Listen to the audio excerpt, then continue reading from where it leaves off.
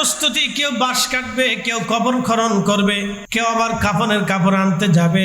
বিভিন্ন জনে বিভিন্ন ভাবে থাকবে, বিভিন্ন জনে বিভিন্ন ভাবে আসবে। বন্ধু বান্ধবরা আসবে, আত্মীয় স্বজনরা আসবে, দেখার জন্য আসবে। শেষ বিদায় দেওয়ার জন্য তারা সবাই চলে আসবে। কবরস্থ করার জন্য সবাই রেডি। বৃষ্টি যদি নামে, বৃষ্টির ভিতরে কবরে রেখে আসা হবে। কবরের ভিতরে যদি পানি উঠে, তারপরও কবরে রেখে আসা হবে। কবরের ভিতরে কাদা থাকলেও কবরে রেখে চলে আসা হবে। কি বাস্তব দৃশ্য, একটু ভালো করে বুঝবে।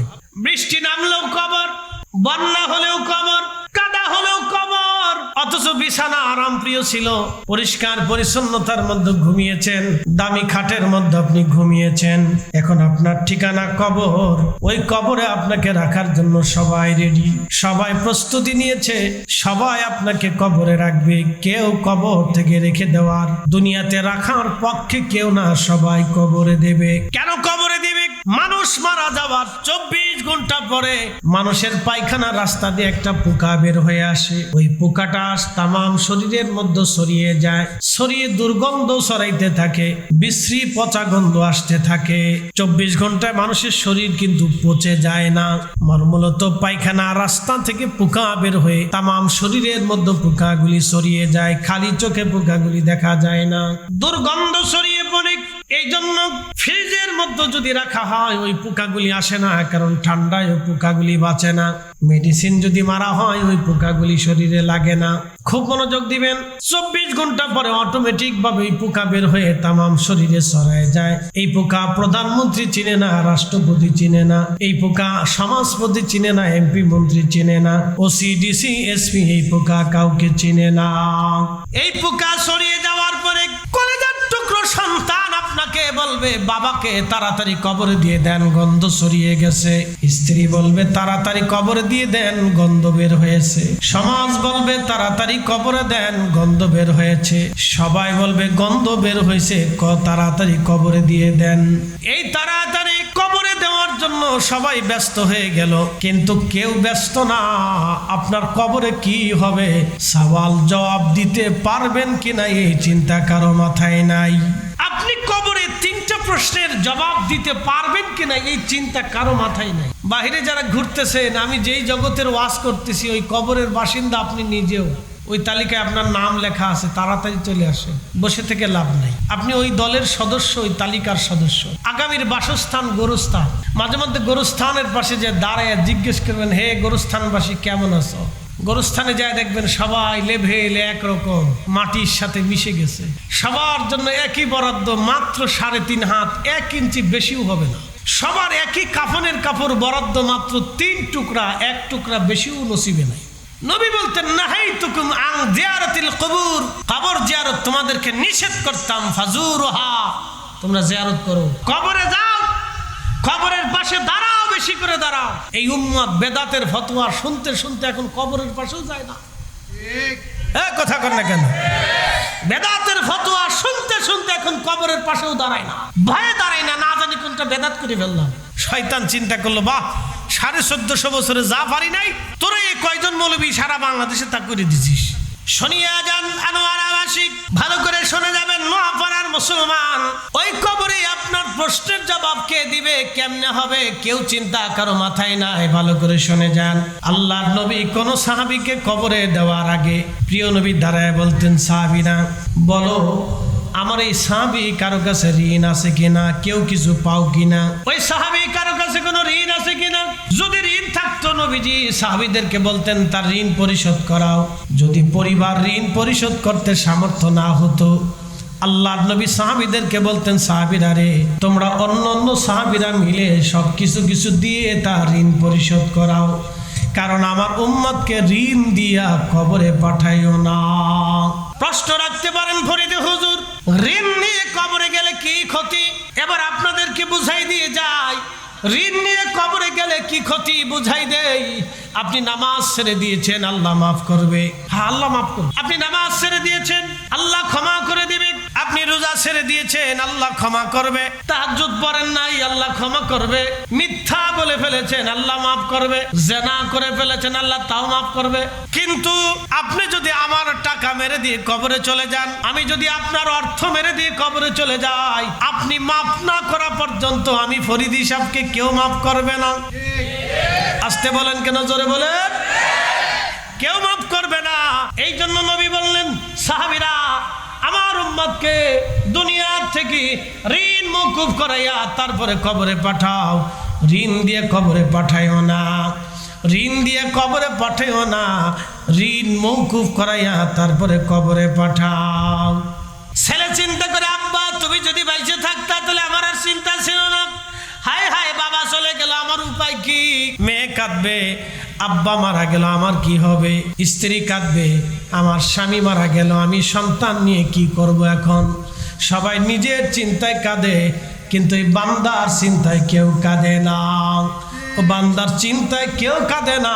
আগামী মুহূর্তেই পরে বান্দার কবরে জিজ্ঞাসা করা হবে, মার রাব্বুকা ওয়া মা দীনুকা মা কুনতা তাকুলু ফি হাক্কি হাজার রাজুল। তিনটা প্রশ্নের জবাব এই বান্দা দিতে পারবে কিনা, এই চিন্তা কারো মাথায় নাই, কারো মাথায় নাই, কারো মাথায় নাই। সবার একই চিন্তা, তাড়াতাড়ি কবর দাও, আমরা জানাজা পরে চলে যাব, আমাদের সময় নাই। সবাই কাজে ব্যস্ত, কারো ব্যবসা আছে, কারো চাকরি আছে, কারো সালিশ দরবার আছে, কারো অমুক তমুক আছে, মিটিং মিছিল আছে, এটা আছে সেটা আছে। সবাই ব্যস্ত হয়ে গেল, কিন্তু আপনাকে আমাকে নিয়ে কেউ ব্যস্ততা নাই। আপনাকে আমাকে আমার আর আপনার ভাগ্যের উপরে ছেড়ে দেওয়া হলো। এই আনোয়ারাবাসী বুঝে যাবেন আর শুনে যাবেন, কবরের জিন্দেগিতে তৈরি করে দেওয়া হলো আপনাকে, কবরে নামানো হলো, নিয়ে যাওয়া হলো আপনাকে কবরে। কবরের কাছে নিয়ে যাওয়ার পরে মরহুম বান্দার চিন্তা হলো, এরা আমাকে যারা কবরের ভিতরে দুইজন নামছে এবং কবরের পাশে যারা, এরা বুঝে আমার সাথে যাবে। কবরে যখন দুইজনে নামলো, দুইজনে যখন তাকে কবরে নামাইলো, মরহুমের চিন্তা হয়, বুঝি এই দুইজন আমার সাথে কবরে থাকবে। এরা বাঁশ দিয়ে যখন কবরের উপরে চলে আসলো, তখন মরহুম বুঝতে পারলো, হায় হায় আমার সাথে কেউ নাই, আমি একা। এই জন্য মনে রাখবেন, দুনিয়াতে আসার সময় আসছিলেন একা, তখন আল্লাহ দুনিয়াতে মা কলিজার ভিতরে দরদ দিয়ে দিল, বাবার কলিজার ভিতরে ভালোবাসা দিয়ে দিল, দাদা দাদির কলিজার ভিতরে আপনার ভালোবাসা দিয়ে দিল, আত্মীয় স্বজনের কলিজার ভিতরে ভালোবাসা দিয়ে দিল, ডাক্তার কবিরাজদের কলিজায় ভালোবাসা দিয়ে দিল, নার্সদের কলিজায় ভালোবাসা দিয়ে দিল, যিনি আয়া ছিলেন তার কলিজায় ভালোবাসা দিয়ে দিল, দুনিয়ার মানুষের কলিজার ভিতরে আপনার প্রতি ভালোবাসা দিয়ে দিল। কারণ সবাই দেখবেন বাচ্চাদেরকে ভালোবাসে। আপনি যখন আসলেন তখন আপনি একা এসেছিলেন, ওই সময় আপনার ভাগ্যের উপরে সবাই আপনাকে ছেড়ে দিল। মাকালের ফল দেখতে ভালো, উপরে লাল নীল ভিতরে কালো। মাকালের ফল দেখতে ভালো, উপরে লাল নীল ভিতরে কালো। ওরে সারা জীবন এমনি গেল দয়াল, সারা জীবন এমনি গেল, খাইতে আমরা পারলাম না। যার ভিতরে নাই রসুলের প্রেম, তার সাথে ভাব রাইখো না। যার ভিতরে নাই রসুলের প্রেম, তার সাথে ভাব কইরো না। হিসাব না, আমি এটা এমনি উষা করে দিছি, উষা না করলে মাইকে লেভেল হয় না। চেহারা দেখবে অসুবিধা, আমি একটু শক্ত হয়ে বসলি চেহারা দেখবে। একসাথে বলেন আল্লাহু আকবার। বুঝতে কি কোনো অসুবিধা হচ্ছে? ফারাআনি নূরান সাতিআন ফি আসফালিহিম, আল্লাহ আমাকে দেখাইলেন, আদম সফিউল্লাহ দেখলেন, এক উজ্জ্বলতম নূর ওয়ালা। জিজ্ঞেস করলেন, ইয়া রব মান হাদা, হে রব এ কে, এত বড় নূরওয়ালা?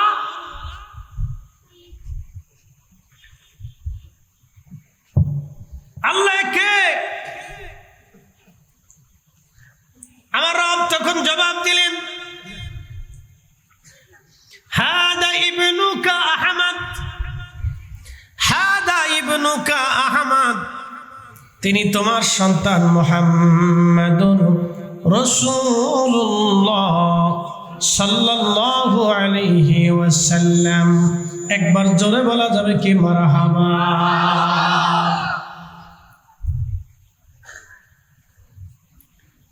ওয়াল আউয়াল ওয়াল আখির ওয়াল আখির ওয়া হুয়া আউয়ালু শাফি।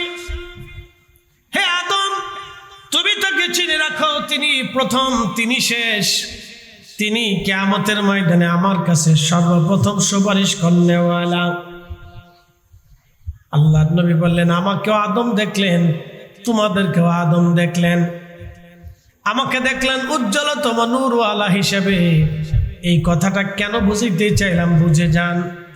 আল্লাহ সব রূহকে আল্লাহ মর্যাদা দেন নাই, সবাইকে আল্লাহ হুজুর গাউসে পাক বানান নাই, সবাইকে হযরত বদর শাহ আউলিয়া বানান নাই, হযরত শাহ মোহসেন আউলিয়া বানান নাই, হুজুর কাতাব কুতুবউদ্দিন কাকি বানান নাই, নিজামউদ্দিন আউলিয়া বানান নাই, হযরত মুজাদ্দিদ আল ফুসানি সিরহিন্দি বানান নাই, বাকি বিল্লাহ বানান নাই, হুজুর গাউসে পাক বানান নাই, খাজা বাবা আজমিরি বানান নাই, হুজুর বাহাউদ্দিন নশবন বুখারী সবাইকে বানান নাই, ইমাম আবু হানিফা সবাইকে বানান নাই, আবু বকর সিদ্দিক সবাইকে বানান নাই, ওমর উসমান আলী সবাইকে বানান নাই। আল্লাহ যাকে কবুল করেছেন তাকে এই সমস্ত মর্যাদার অধিকারী বানিয়েছেন। আর শেষ বয়সে পৃথিবীর বৃদ্ধকালে আল্লাহ আমাদেরকে আহলে সুন্নাতুল জামাতের অনুসারী বানিয়েছেন। এটা আমাদের অনেক বড় ভাগ্য। কথা বলেন ঠিক কিনা? অনেক বড় দৌলতের অধিকারী আমরা যে আল্লাহ আমাদেরকে এই পর্যায়ে বানিয়েছেন। নবীর দরজা নাই, সাহাবীদের দরজা নাই, তাবিনদের দরজা নাই, আইম্মায়ে মুজতাহিদিনদের তবকাও নাই। এখন ওলিদের দরওয়াজা খোলা আছে, কিয়ামত পর্যন্ত বেলায়েতের রাস্তা খোলা থাকবে। আল্লাহ সবাইকে ওলি বানান না, আল্লাহ সবাইকে ওলি হিসেবে মঞ্জুর করেন না, কিন্তু আমাদের বুলন্দ নসিব, আমরা ওলি না হতে পারলেও ওলিদের মুহিব্বিন আর সহযোগী হতে পেরেছি। কথা বলেন ঠিক কিনা? এটা মনে রাখবেন।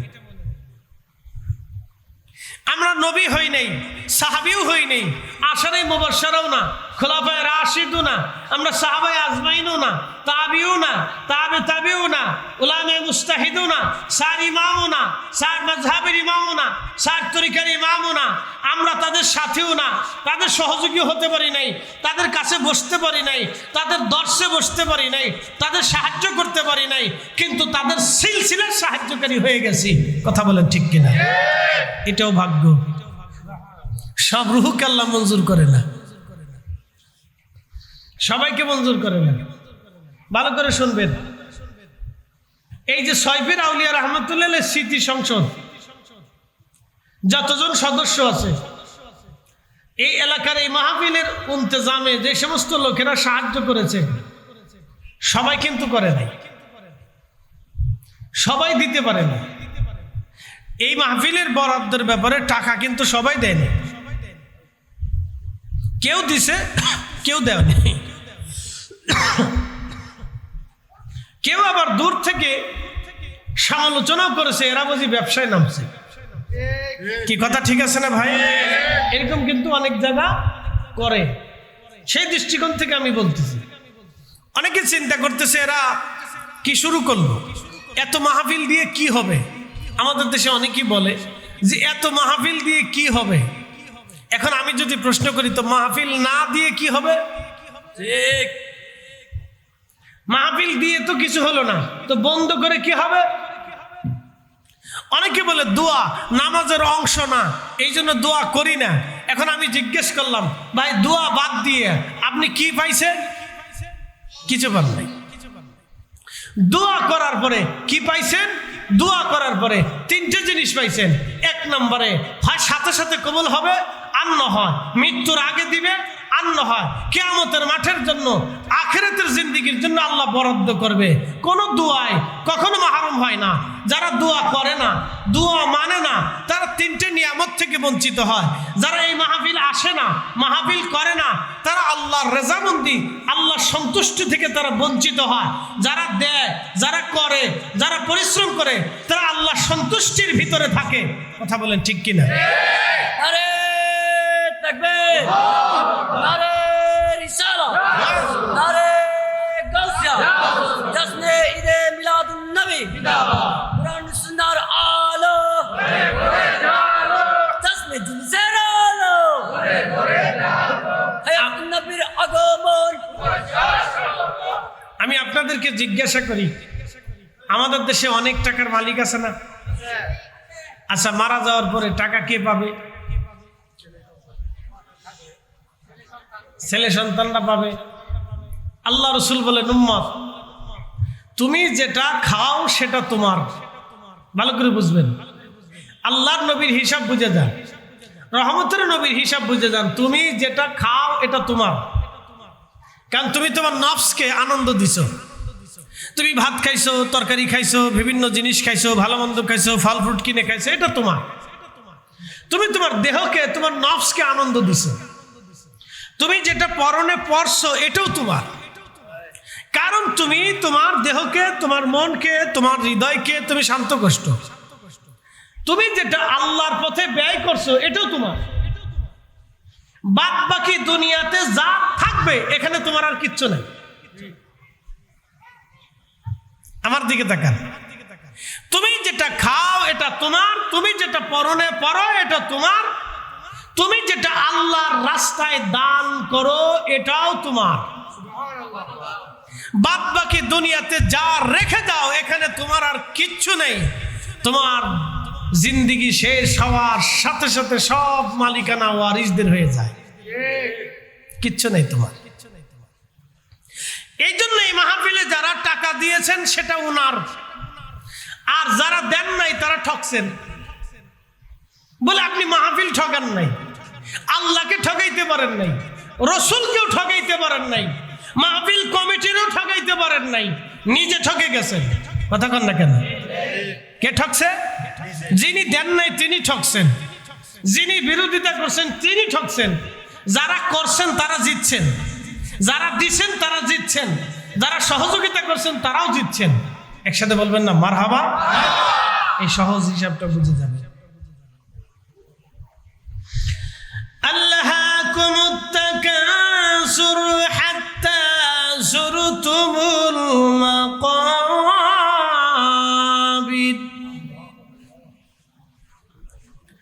রব্বুল আলামিন বললেন,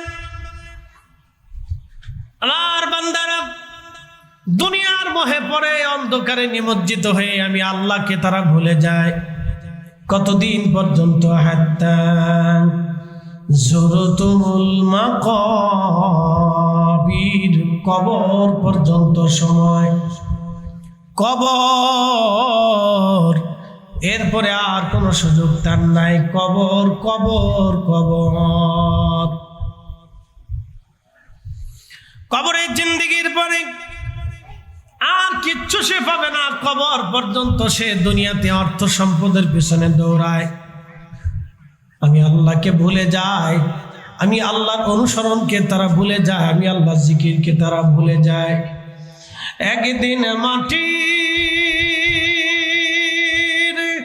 ভিতরে হবে ঘরে, মন আমার কেন বান্ধ দালান ঘর, মন আমার কেন বান্ধ দালান ঘর।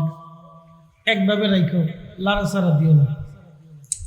আপনাদের চট্টগ্রামে ওয়াজ করে শান্তি পেলাম না। যত যার আসি এই সমস্ত এই বক্স মক্সি কি আনে, সেটিং হয় না।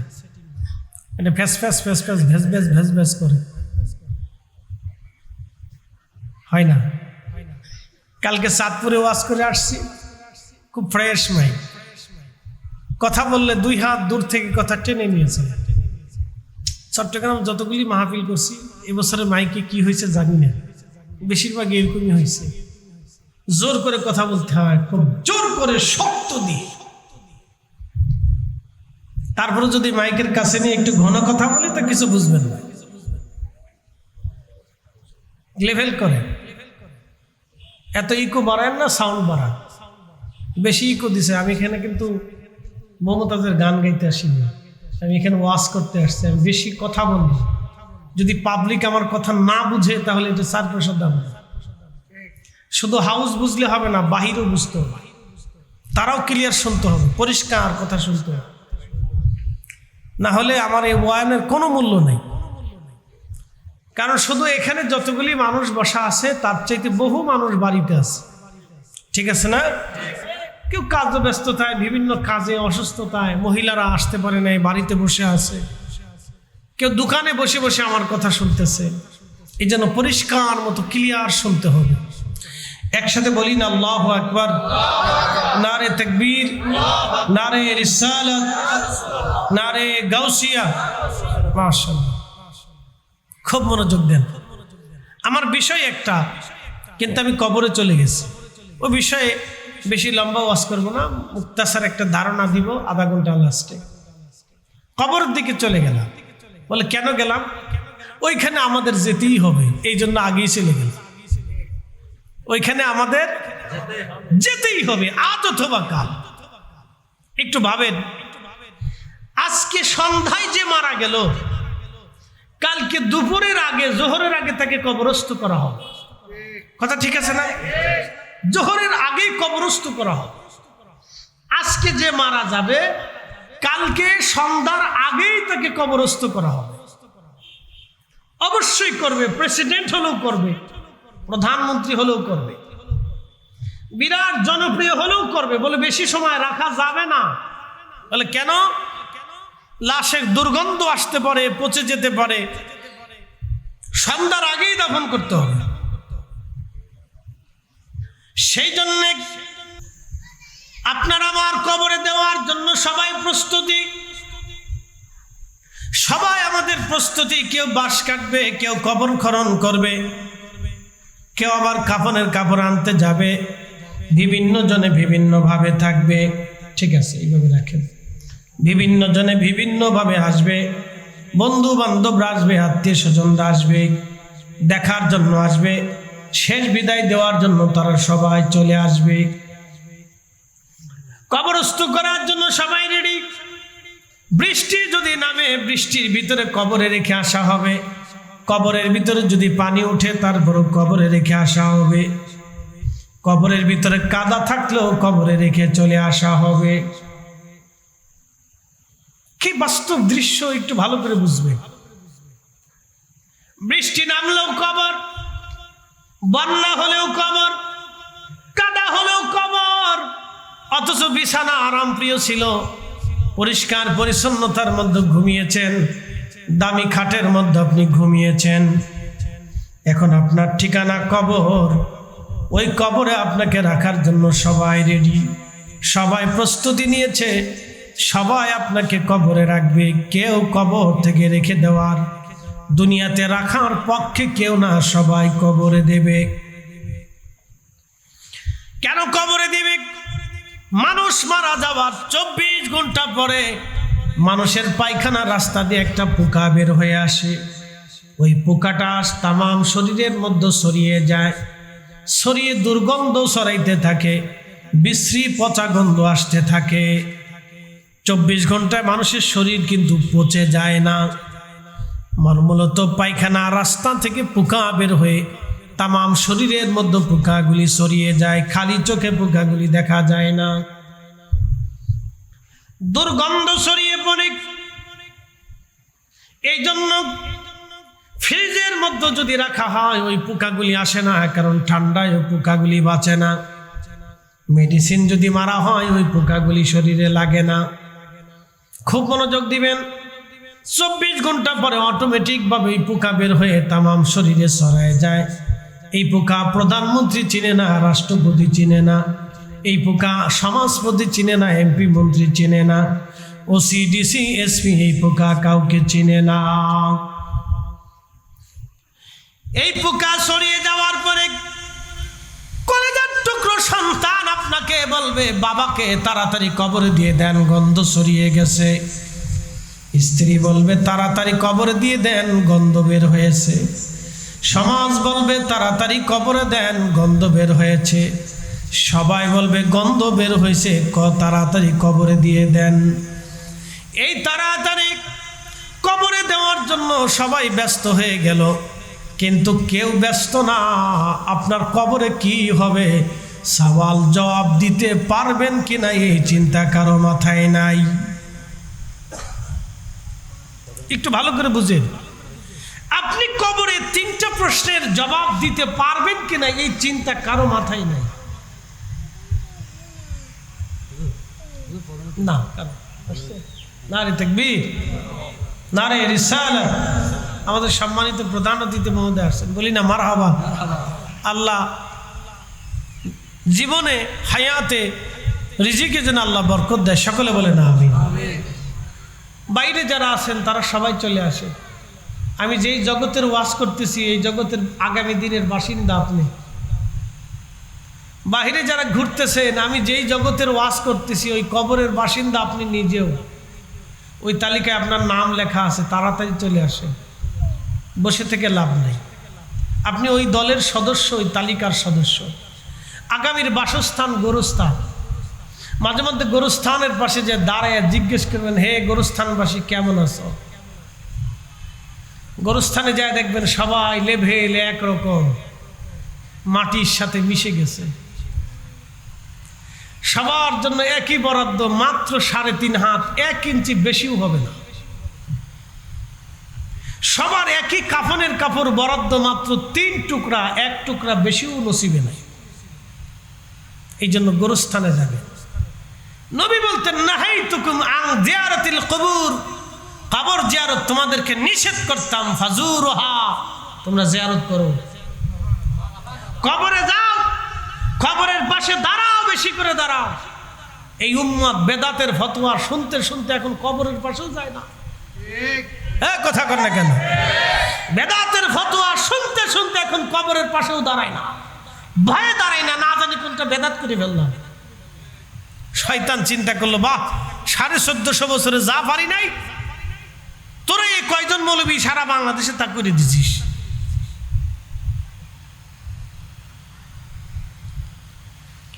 শুনিয়া যান আনোয়ার আবাসিক,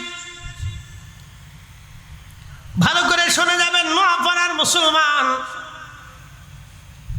ওই কবরে আপনার প্রশ্নের জবাব কে দিবে, কেমনে হবে, কেউ চিন্তা কারো মাথায় নাই। ভালো করে শুনে যান।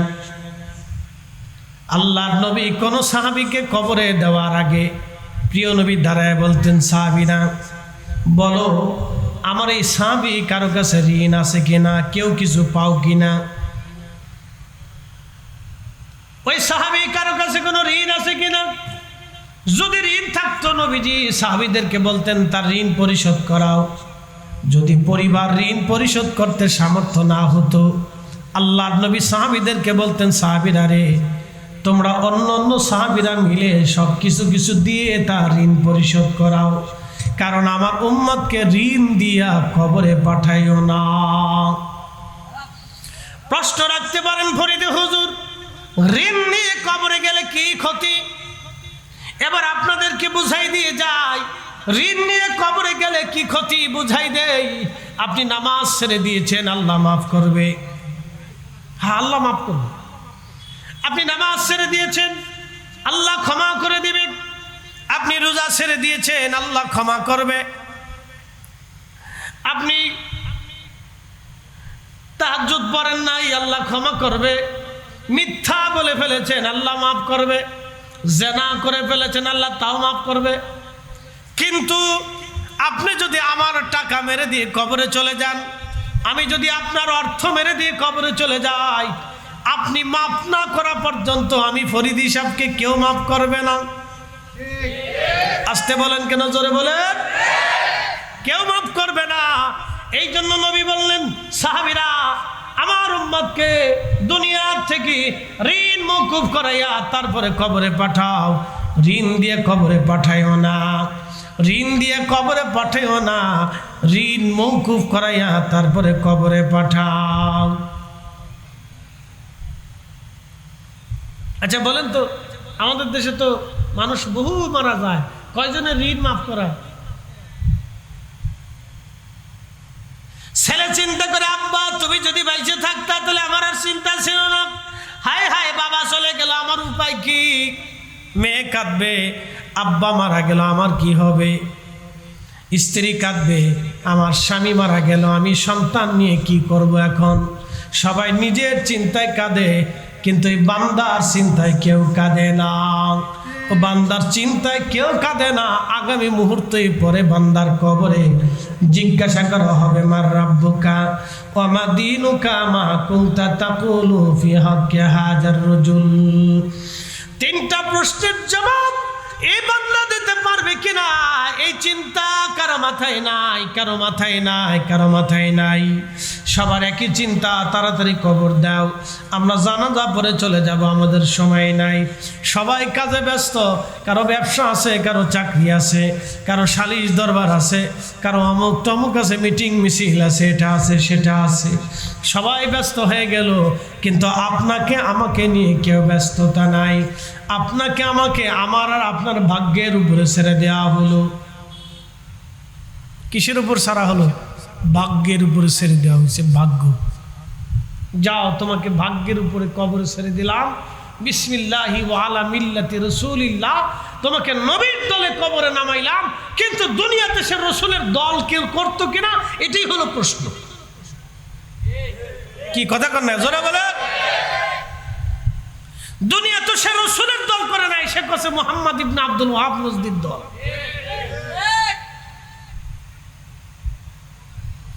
সে শয়তানের দল করছে, নবীর দল করে নাই।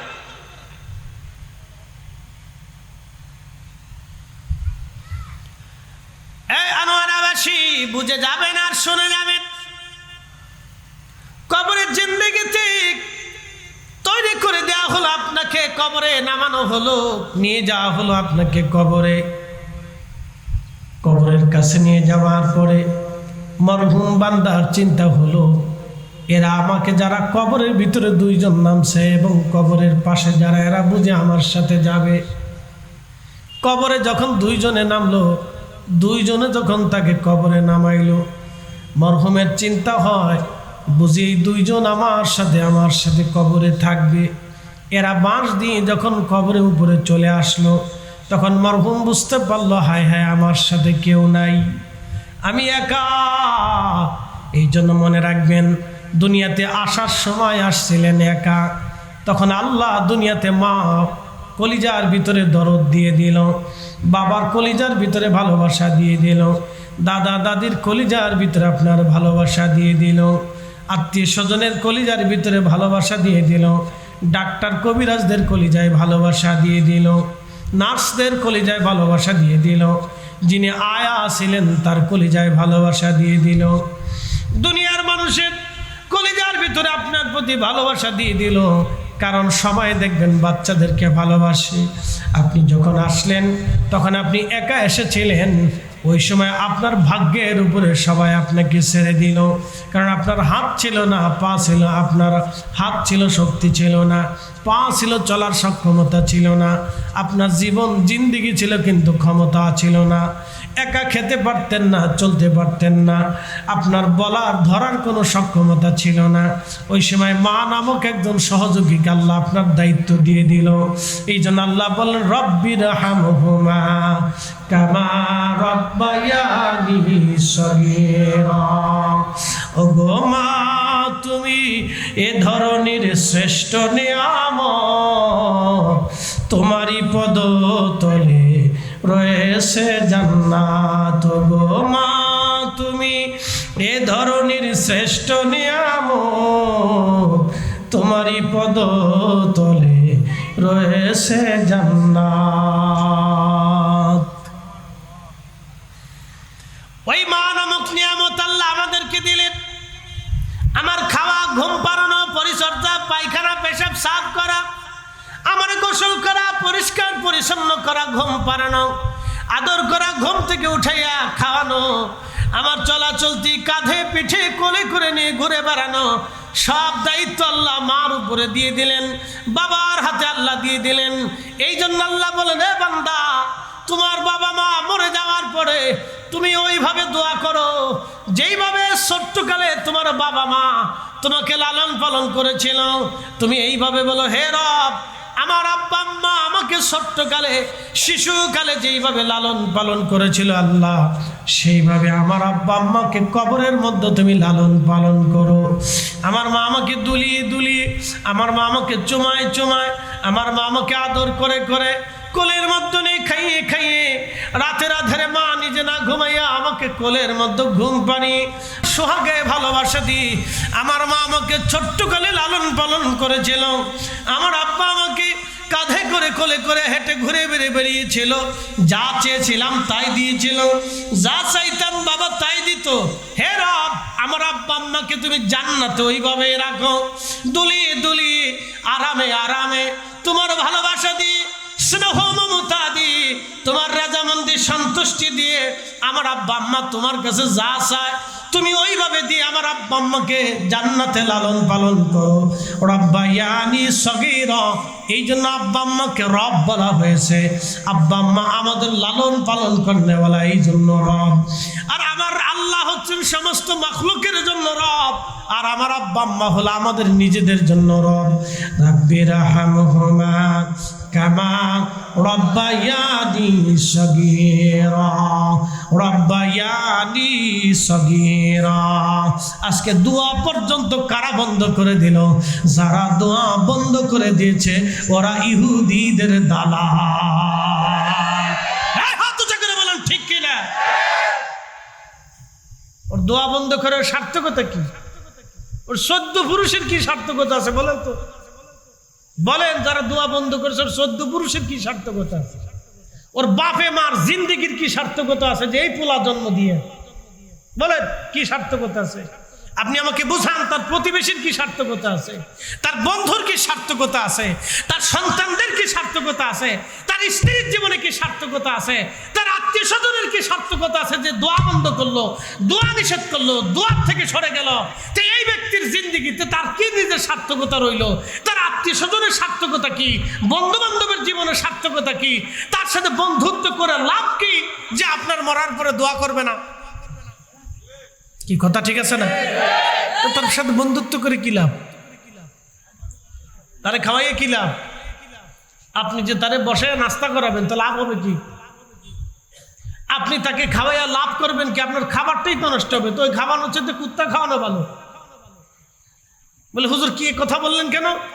ও মিয়া, কুকুর আল্লাহর মাখলুক, ও খাইয়া বেঈমানি করে না, কুত্তা বেঈমানি করে না। কুকুরের জিন্দিগিতে বেঈমানি বলে কোনো শব্দ নাই। কথা কন না কেন? কুত্তার জিন্দিগিতে বেঈমানি বলে কোনো শব্দ নাই। কুত্তা বেঈমানি করে না, মানুষ বেঈমানি করে। মানুষ বেঈমানি করে। কথা কন ঠিক কিনা? কুত্তার জিন্দিগিতে কোনো বেঈমানি শব্দ নাই। যেই সন্তান আপনার জন্য দোয়া করবে না, তো সন্তান পেলে লাভ কি?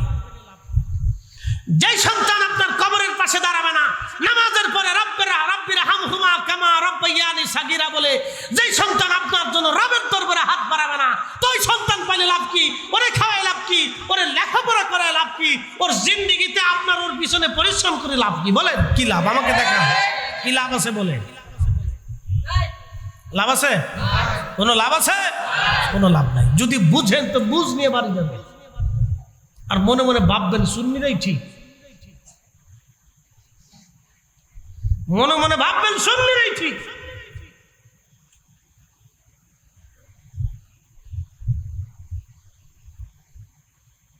উপস্থিতি হাজিরিন, ভালো করে বুঝে যাওয়াটা আমাদের জন্য জরুরি। কবরের জিন্দেগিতে আপনাকে নিয়ে যাওয়া হলো, কবরে নামানো হলো, সব মানুষ চলে আসবে। দেখবেন কিছু মানুষ তখন বলে আমাদের অঞ্চলে আসে, তাড়াতাড়ি চলো, চলে যাও, চলো। বলে কেন চলো? মুনকার নাকির আসবে, প্রশ্ন করবে, সেই জন্য আমরা এখান থেকে চলে যাই। কারণ মানুষ চলে যাওয়ার 40 কদম পরেই মুনকার নাকির আসে। বেশি সময় নেই না, মানুষ সরে যাইতে 40 কদম, লাস্ট ব্যক্তি কবর থেকে চলে যাওয়ার 40 কদম দূরে যাওয়ার সাথেই মুনকার নাকির এসে যায়। জিজ্ঞেস করে, মার রাব্বুকা, আহা, জিন্দিগির কি কঠিন পরীক্ষা। উসমান গনি জিন্নুরাইন কবরের পাশে দাঁড়ায় থারথার করে কাঁপতেন আর কাঁদতে থাকতেন। সাহাবে ইজমান জিজ্ঞেস করলেন, ইয়া আমিরাল মুমিনিন, আপনি জিন্নুরাইন, দুই নূরের অধিকারী, দুইটা নূর কন্যা, আল্লাহর মেহবুবের নূর কন্যা আপনার সাথে শাদী দিয়েছে, রাসূল পছন্দ করেছে, আপনি তার পছন্দের জামাতা। একসাথে বলবেন না মারহাবা। আল্লাহর নবীর কত পছন্দের ব্যক্তি ছিলেন উসমান জানেন? স্বামী হিসেবে তিনি এতই মাধুর্যবান, চরিত্রবান, চমৎকার ব্যক্তিত্ব ছিলেন যে প্রথম কন্যা নবী বিয়ে দিলেন। কোনদিন উসমান গনি জিন্নুরাইন তার রাসূলের কন্যার কষ্ট হোক কখনো চান নাই। হায় হায় হায়, তার ব্যবহারে, মাধুর্যতায় ভদ্রচিত, তার চরিত্রে অভিভূত হয়ে প্রথম কন্যা নবী পাকের ইন্তেকাল করলেন। আল্লাহর নবী দ্বিতীয় কন্যাটাকে বললেন, তোমাকেও দিয়ে দিলাম। পৃথিবীতে নজির যে একজন ব্যক্তির কাছে একজন ব্যক্তি তার দুইটা কন্যাকে বিয়ে দেয়।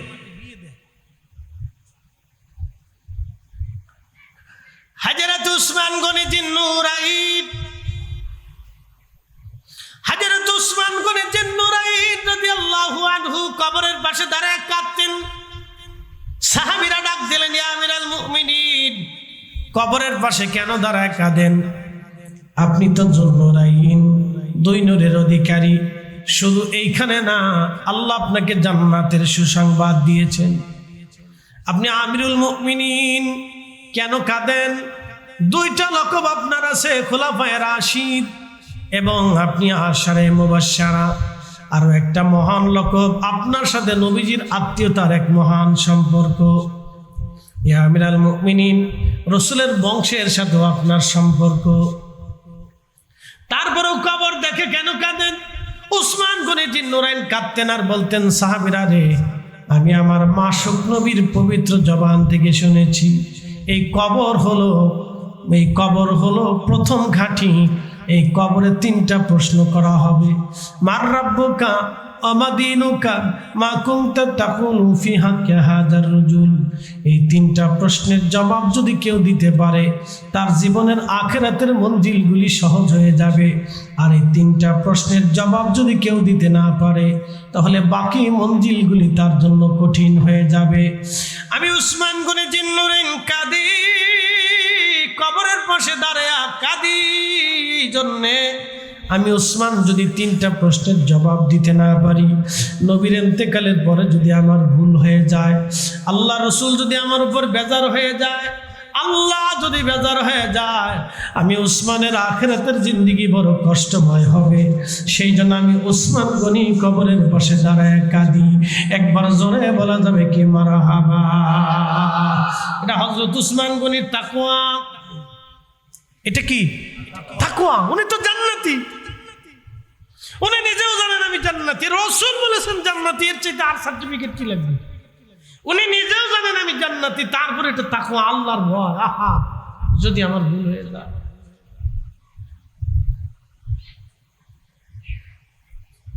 আনোয়ারাবাসী হযরত উসমান গনি কবরের পাশে দাঁড়িয়ে কাঁদতেন। এই জন্য কোন ব্যক্তিকে কবরে দিয়ে আসার পরে তাড়াহুড়া করে কবর থেকে চলে আসবেন না, তাড়াহুড়া করবেন না, কবরের পাশে দাঁড়াবেন, কোরআন শরীফ থেকে তেলাওয়াত করবেন, দুরূদ শরীফ পড়বেন। এরপরে এই কোরআন কবরের পাশে দাঁড়ায়া সালাতু তাসলিম পড়ে মরহুমাদের জন্য কবরের পাশে দাঁড়ায়া হাত তুলে দোয়া করবেন। দোয়া কত সময় করবেন, কত সময় থাকবেন?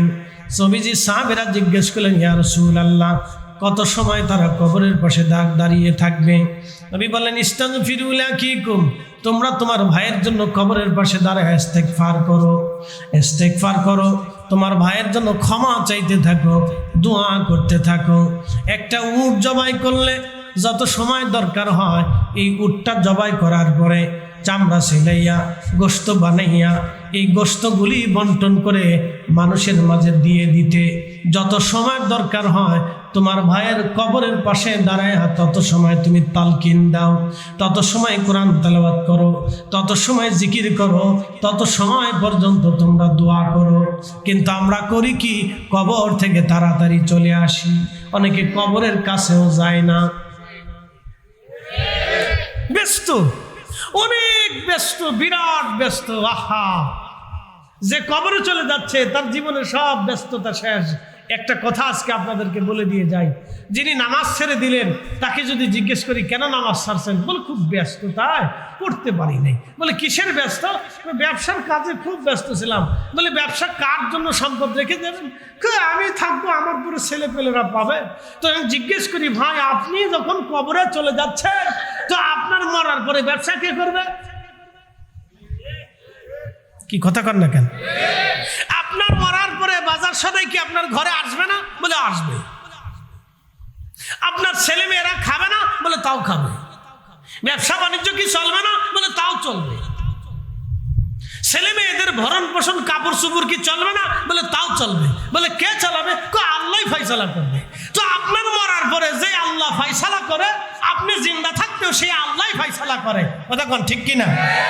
এই জন্য নামাজ বাদ দিয়ে কোনো ব্যবসা হইতে পারে না, রোজা বাদ দিয়ে কোনো ব্যবসা হতে পারে না, নামাজ বাদ দিয়ে দুনিয়াদারি হতে পারে না, রোজা বাদ দিয়ে দুনিয়াদারি হতে পারে না, আল্লাহর জিকির বাদ দিয়ে কোনো দুনিয়াদারি হতে পারে না। আপনার আখিরাতের জিন্দেগি আগে, দুনিয়াদারি হবে পরে। কথা বলেন ঠিক কিনা? এরা বুদ্ধিমান, এরা বুদ্ধিমান। এই জন্য দুনিয়া বিরাগে কিছু মজ্জুব দেখবেন, তারা দুনিয়াকে লাথি মেরে দিয়ে আল্লাহকে খুঁজতে খুঁজতে খুঁজতে খুঁজতে পাগল হইয়া দুনিয়ার থেকে কবরে চলে গেল। এরা ওলি হয়ে কবরে চলে গেল। কি হয়ে গেল? জোরে বলেন, কি হইয়া? তাদের কবর দেখলে অনেকের তো শরীরে চুলকায়। কি কথা কর না কেন? তাদের মাজার দেখলে অনেকে শরীরে চুলকায়, ব্যারাম আসে। এত চুলকায় কেন? চুলকা চুলকি বাদ দাও, তোমার খবর কি হবে এই চিন্তায় থাকো।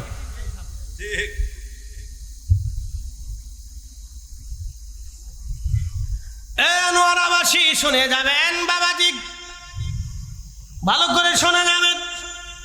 কবরের পাশে দাঁড়িয়ে দোয়া করতে থাকেন, অধিক পরিমাণে দোয়া করবেন, দোয়া করে চলে আসবেন। সাহাবীরা বলেন, ইয়া রাসূলুল্লাহ কেন দোয়া করব? নবী বলেন, কিছু সময় পরে মুনকার নাকির আসবে, প্রশ্ন করা হবে তাকে। প্রশ্ন করার পরে তার প্রশ্নের জবাবটা যেন আল্লাহ সহজ করে দেয়। এই জন্য তোমরা তোমার ভাইয়ের কবরের পাশে দাঁড়ায় দোয়া করবে। একবার জোরে বলা যাবে কি মারহাবা, সালাতুন ইয়া রাসূলুল্লাহ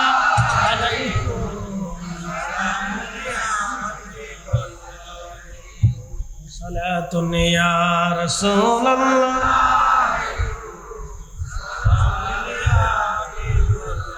খবর লও ইয়া রাসূলুল্লাহ, খবর লও মেরে মৌলা মেরে আকা, খবর লও সালাতুন ইয়া রাসূলুল্লাহ আলাইকুম সালামুন ইয়া হাবিবাল্লাহ আলাইকুম।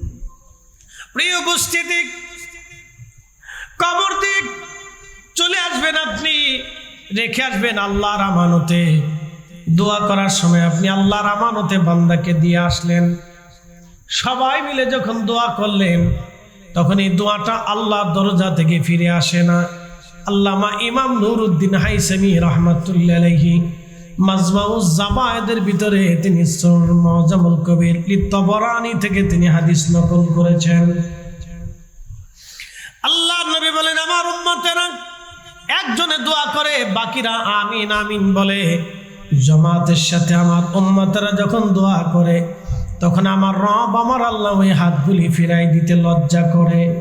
কারণ অনেকগুলি মানুষ যখন আল্লাহর দরবারে কান্না করে দোয়া করে তখন আল্লাহর কাছে শরম লাগে, আমার এতগুলি মানুষের হাত আমি কেমনে ফিরাই দেই, আমি এতগুলি বান্দার হাত কেমনে ফিরাই দেই।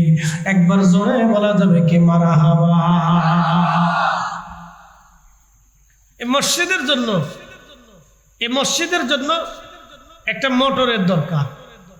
তা আপনারা আজকের প্রধান অতিথি মহোদয়ের কাছে ইমাম সাহেব হুজুর যায় বলতেছে, অতিথি সাহেব এই আমাদের একটা মসজিদে মোটর দরকার, তা আপনি একটু ব্যবস্থা করে দেন। তো উনি বললেন, ইমাম সাহেব হুজুর আসছেন তো চা খান, নাস্তা টাস্তা করে বলে চলে যান, আমি দেখতেছি। তো ইমাম সাহেব চলে আসছে, উনি গুরুত্ব দেন নাই যে ইমাম সাহেব আসতেই পারে। পরের দিন আবার মুতল্লি সাহেব গেছে, একটা মোটর ব্যবস্থা করে, চাটা খাওয়ায় নাস্তা মাস্তা করে বিদায় দিচ্ছে। ঠিক আছে মুতল্লি সাহেব আপনি যান, আমি দেখতেছি। মুতল্লি সাহেব গেছে, এত গুরুত্ব দেন। পরে 4-5 দিন পরে মসজিদে সব মুসল্লিরা ফজরের নামাজ পড়ে তার বাদ গেছে যে আমাদের মসজিদের একটা মোটরের দরকার, আপনি একটা ব্যবস্থা করেন। তখন এটা আজকে তার টনক নড়ছে, চিন্তা করলো ইমাম বিদায় করলাম, মুতল্লি সাহেব ডাইনমামকে বিদায় করলাম, এখন এত মুসল্লি গ্রামের মানুষ আমার বাড়িতে আসছে, এত মানুষ আমি কেমনে বিদায়? কি কথা ঠিক আছে না? লজ্জাবোধ থেকে হলো বান্দাকে, মুসল্লিদেরকে সে আর মাহরুম করবে না। তো আল্লাহ বলতেছেন, হ্যাঁ বান্দারা তোমরা সবাই মিলে যখন দোয়া করো তখন আমার কিছু লজ্জা করে যে আমার এত বান্দা কেমনে ফিরাই। আল্লাহু আকবার। না হয় না, আরো জোরে বলেন। সবচেয়ে বড় কে? শ্রেষ্ঠ কে? ক্ষমতাওয়ালা কে? মালিক কে? খালিক কে? দেনেওয়ালা কে? আল্লাহ সব দেয়। যখনই চাবেন সবাই মিলে তখন আল্লাহ শরম লাগে। এই কাজটা বন্ধ করার জন্য শয়তান উঠে পড়ে লাগছে। টুপি মাথায় দেওয়া শয়তান, জুব্বা গায়ে দেওয়া শয়তান, ফাকরিওয়ালা শয়তান, মাদ্রাসায় পড়নেওয়ালা শয়তান, ফরেনওয়ালা শয়তান, সব শয়তান একসাথে ভেঙে মানুষ শয়তান আর জিন শয়তান আর শয়তান আরো শয়তান খবির শয়তান, সব শয়তানে মিলিয়া এই দোয়া বন্ধ করার জন্য কাঁচা দিয়ে লেংটু লাগাইয়ে উঠে পড়ে লাগছে।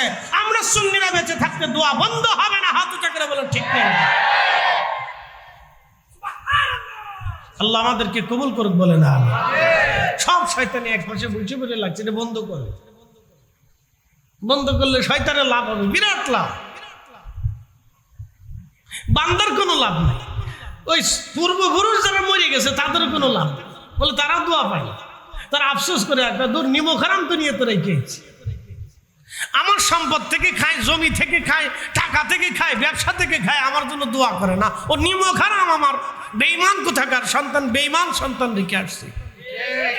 বাবা মা আফসোস করে, আল্লাহর কসম করে বলি আফসোস করে, খোদাকে কসম করে বলি মাহফিল সাক্ষী, আফসোস করে বাবা মা যে বেঈমান সন্তান দুনিয়াতে রেখে আসছে। ওরা আমাদেরকে ভুলে গেছে, অথচ আমার রুটি রুজি ওরা খাচ্ছে। এই জন্য নাফরমানের দলের সাথে মিশবেন না। আল্লাহ আমাদেরকে নাফরমান থেকে হেফাজত করুন, সকলে বলে না। ও হাসতে হাসতে আপনাকে নাফরমান বানিয়ে দেবে। প্রিয় হাজিরিন আনোয়ার আবাসিক, সারা জীবনের জন্য মনে করে রেখে যাবেন প্রিয় ভাই আমার, কবর থেকে আপনি চলে আসলেন, সব চলে আসবে। মুনকার নাকির আসলো প্রশ্ন করার জন্য, মার রাব্বুকা ওয়া মা দীনুকা মা কুনতা তাকুলু ফি হাক্কি হাদার রাজুল। আমার নবীকে দেখে 3 নম্বর প্রশ্ন করা হবে। প্রথম প্রশ্নটা হবে রব নিয়ে, দ্বিতীয় প্রশ্ন হবে দ্বীন নিয়ে, তৃতীয় প্রশ্ন হবে রাসালাত নিয়ে, প্রথম প্রশ্ন তাওহীদ নিয়ে, এরপরে প্রশ্ন আসবে দ্বীন নিয়ে, তারপরের প্রশ্ন আসবে রাসালাত নিয়ে। তার মানে তাওহীদ, দ্বীন এবং রাসালাত মিলেই হলো ইসলাম। তাওহীদ, দ্বীন, রাসালাত মিলাই ইসলাম। এখন যারা বলতেছেন আমরা তাওহীদবাদী, তাওহীদি জনতা, আসলে আমরা তাওহীদি জনতা না, আমরা মুসলিম জনতা। আল্লাহ কোরআনে বলেছেন মিল্লাতা আবিকুম ইব্রাহিম হুয়া সাম্মাকুমুল মুসলিমিন। তোমরা মুসলিম জনতা, মুসলিম জনতা। আল্লাহ নিজে বলেছেন আমরা মুসলিম জনতা। কথা বলেন ঠিক কিনা? আমরা মুসলিম জনতা। প্রথম প্রশ্ন হবে তাওহীদ, দ্বিতীয় প্রশ্ন দ্বীন, তৃতীয় প্রশ্ন রাসালাত। তার মানে তাওহীদ, রাসালাত, দ্বীন, তাওহীদ, রাসালাত, দ্বীন, তিনটা মিলে হলো ইসলাম। তিনটে মিলে ইসলাম। এই জন্য আমরা মুসলিম। আমরা কি? আমরা মুসলিম, আমরা মুসলিম জনতা, আমরা মুসলিম জনতা, আমরা মুসলমান, আমরা মুসলমান। আল্লাহ আমাদের নাম দিয়েছেন মুসলমান।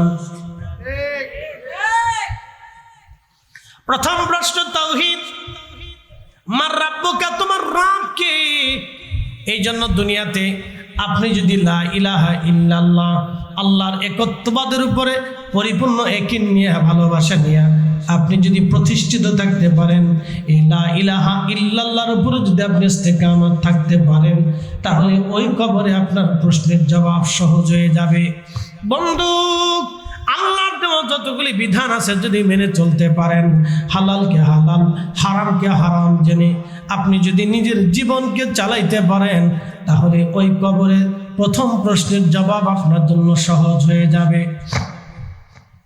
বলে হুজুর প্রশ্নের জবাব কেমনে দিব?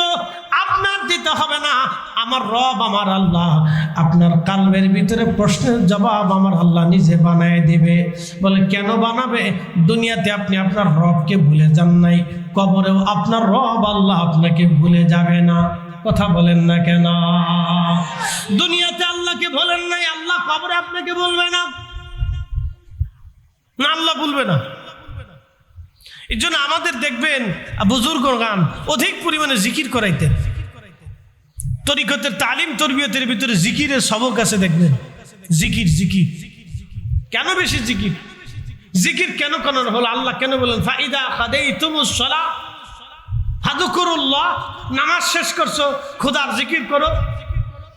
কিয়ামা দাঁড়ায় আসো দাঁড়াইয়া, ও কুউদা বৈশা আসো বৈশা, ও আলা জুনুবিকুম শুয়ে রইছো শুইয়া। মানুষ তিন হালতে থাকে, হয় শুয়ে থাকে, না হয় বসে থাকে, না হয় দাঁড়িয়ে থাকে। দাঁড়ানো বসা শোয়া, দাঁড়ানো বসা শোয়া। আপনারা এখন বসে আছেন, কেউ দাঁড়িয়ে আছে, কেউ বাড়িতে শুয়ে আছে। তিন হালতে মানুষ থাকে। তো তিন হালতে আল্লাহ বলছেন আমার জিকির করো জিকির করো জিকির করো, আমি আল্লাহ তাসবিহ করো, জিকির করো জিকির করো। জিকির এই জন্য বেশি বেশি করতে হয়, জিকির এই জন্য বেশি বেশি করতে হয়। মরণের সময় আপনি সন্তানের কথা মনে নাই, আপনি কাউকে চিনেন না, ছেলেও চিনেন না, মেয়েও চিনেন না, স্ত্রীও চিনেন না, ভাইও চিনেন না। আপনার মৃত্যুর যন্ত্রণা পেরেশানি, তখন আপনি কাউকে চিনেন না। কিন্তু আমার রবের জিকির যদি আপনার অন্তরে থাকে, তখন আপনার জবানে আল্লাহ নিজে জিকির চালাই দিবে, আল্লাহ আল্লাহ আল্লাহ আল্লাহ আল্লাহ আল্লাহ আল্লাহ। দেখবেন কিছু মানুষ মরণের সময় জিকির করতে করতে মারা যায়। কথা কন না ঠিক কিনা? কেন মারা যায় জানেন? তাদের কালবের আল্লাহ জিকির জিন্দা হয়ে গেছে, চালু হয়ে গেছে। এই জন্য বুজুর্গ না ওলিরা বেশি বেশি করে জিকির করেতেন, আল্লাহ আল্লাহ আল্লাহ আল্লাহ আল্লাহ আল্লাহ। আর আমার দেশে আছে বেদাত বেদাত বেদাত বেদাত বেদাত।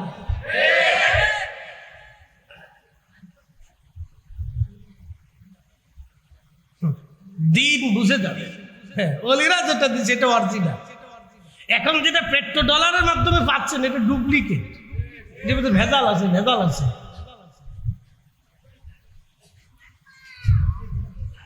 প্রিয় উপস্থিতি হাজিরিন, ভালো করে শোনা যাবেন। কবরের ভিতরে নিয়ে আসা হলো আপনাকে তিনটা প্রশ্ন। এরপরের প্রশ্ন আমার দিন ও কা, তোমার দিন কি? দিনের নাম আল ইসলাম। এখন আল ইসলাম মানতে হলে ইসলামের যতগুলি নিয়মাবলী আছে, বিধানাবলী আছে, সব আপনাকে মানতে হবে। নামাজ, রোজা, হজ, যাকাত। বুনিয়াল ইসলাম আলা খামসিন শাহাদাতি আল্লাহ ইলাহা ইল্লাল্লাহ ওয়া ইকামিস সালাহ ওয়া ইতাইজ যাকাত ওয়াল হজ্জি ওয়াস সাওমি রমাদান। এই চারটাকে পাঁচটাকে একেবারে মজবুত করে ধরতে হবে, দাঁত দিয়ে কামড় দিয়ে চেপে ধরে রাখতে হবে। বুনিয়াল ইসলাম, ইসলামের পাঁচটা বেনাকে ধরে রাখতে হবে। এই ইসলামের পাঁচটা বেনাকে নিজের জীবনে খুব মজবুত করে ধরে রাখতে হবে, শক্ত করে ধরে রাখতে হবে। এক নম্বরে কালেমা, দুই নম্বরে নামাজ নামাজ নামাজ, দুই নম্বরে নামাজ। হাইয়া আলাস সালাহ বলার পরে আর বাড়ি বসে থাকা যাবে না, দোকানে থাকা যাবে না, সাথে সাথে মসজিদে চলে আসতে হবে। নামাজ, সালাত সালাত সালাত।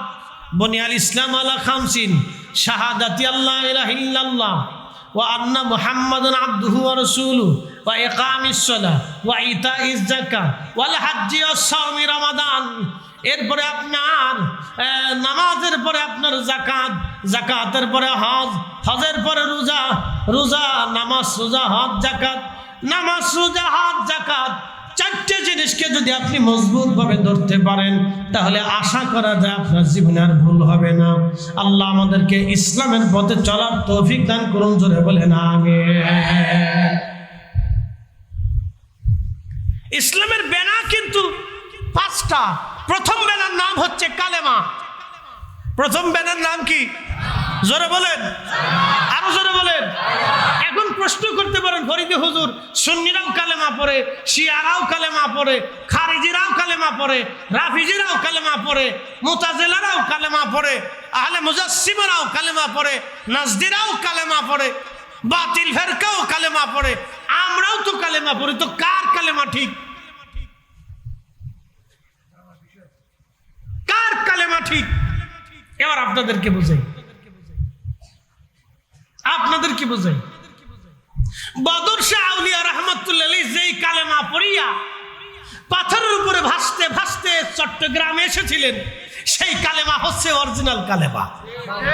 বুঝেন নাই মনে হয়? আবার বুঝাই। উনি যেই কালেমা পড়িয়া পাথরের উপরে, পানির উপরে পাথর ভাসাইছিলেন, একসাথে বলবেন না মারহাবা? খাজা বাবা আজমেরি যেই কালেমা পড়িয়া আজমির থেকে ধুলি নিক্ষেপ করে পানি পথে নিক্ষেপ করে পাঠিয়েছিলেন, এই কালেমা হলো অরিজিনাল কালেমা। এই কালেমার নাম হলো আকাইদে আহলে সুন্নাত ওয়াল জামাত। জোরে বলেন আকাইদে আহলে সুন্নাত ওয়াল জামাত। জোরে বলেন আহলে সুন্নাত ওয়াল জামাত। যেই আকীদায়, যেই কালেমায় হুজুর মুজাদ্দিদ আল ফিসানি সিংহের বাঘের খাঁচার ভিতরে সিংহরে সামনে নিয়ে নামাজে দাঁড়িয়েছিলেন, সিংহ তাকে পাহারা দিয়েছিল, যেই কালেমা পড়িয়া হযরত ইমাম শাফিঈ রাহিমাহুল্লাহ তিনি দাজলার উপরে জায়নামাজ বিছায় নামাজ পড়েছিল, যেই কালেমা দিয়া হযরত শাহজালাল ইয়ামানি মুজাদ্দিদি সুরমা নদীর উপরে জায়নামাজ বিছাই দিয়া সুরমা নদী পার হয়েছিল, এই কালেমা হলো অরিজিনাল কালেমা। এই ঈমান হলো অরিজিনাল ঈমান। এই ঈমানের নাম আহলে সুন্নাত ওয়াল জামাত। কথা বলেন ঠিক না? বাদ বাকি যা আছে সব বেদাত। জোরে বলেন বাদ বাকি যা আছে সব কি? বেদাত। জোরে বলেন বাদ বাকি যা আছে সব কি? মানে অরিজিনাল বেদাতই চিনে গেলেন, অরিজিনাল বেদাতই চিনে গেছে। ওয়াজ করলে কি লাভ, শুনলে কি লাভ? লাভ হবে তার আমলে, আমলেও লাভ হবে না নবী প্রেম না থাকলে দিলে। নবী প্রেম থাকলে দিলে লাভ হবে কম আমলে, সুপারিশ করবে নবী রোজ হাশরের ময়দানে। জ্ঞানী যারা বুঝে তারা শুধু ইশারায়, নাদানের বুঝাইতে পারে আছে কে কোথায়। জ্ঞানীর মতো জ্ঞানী হলে অল্প কথাই বুঝে, কচুর মতো কচু হলে অল্প জালে সিজে।